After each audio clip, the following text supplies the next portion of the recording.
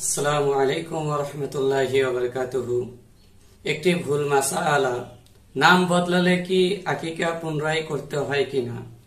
তো অনেকে নাম বদলানোর কারণে আকিকা করে থাকে। আসলে কারো ভুল নাম রাখা হলে অথবা এমন একটি নাম রাখছে যে নামের তেমন অর্থ ভালো না, তো এই ক্ষেত্রে জরুরি এবং যেটা প্রয়োজনীয় বিষয় এটা হলো তার নামকে কোরআন এবং হাদিস অনুসারে রাখা এবং সুন্দর একটি নাম রাখা, সুন্দর অর্থবোধক নাম রাখা। এই ক্ষেত্রে তাকে পুনরায় আবার আকিকা করতে হবে এই ধারণা ঠিক নয়।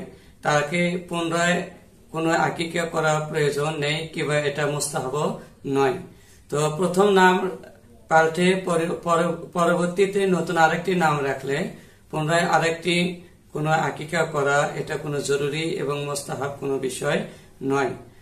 যা আমরা হাদিস থেকে বুঝতে পারি, নবী করিম সাল্লাল্লাহু আলাইহি ওয়াসাল্লামের নিকট মাঝে মাঝে এমন কিছু লোক আসতো যে সমস্ত সাহাবায়ে কেরামের নামটা কোরআন এবং হাদিস অনুসারে হতো না অথবা তাদের নাম অর্থবোধক হতো না।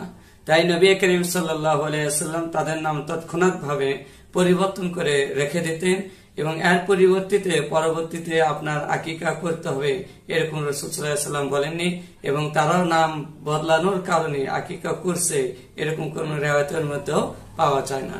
অতএব আমরা বুঝতে পারলাম সুন্দর অর্থবোধক যদি নাম না হয় তাহলে এই ক্ষেত্রে সুন্দর অর্থবোধক একটি নাম কোরআন হাদিসের নাম, আম্বিয়া কেরামদের নামের সাথে অথবা সাহাবায়ে কেরামের নামের সাথে সামঞ্জস্য রেখে আমরা নাম রাখবো।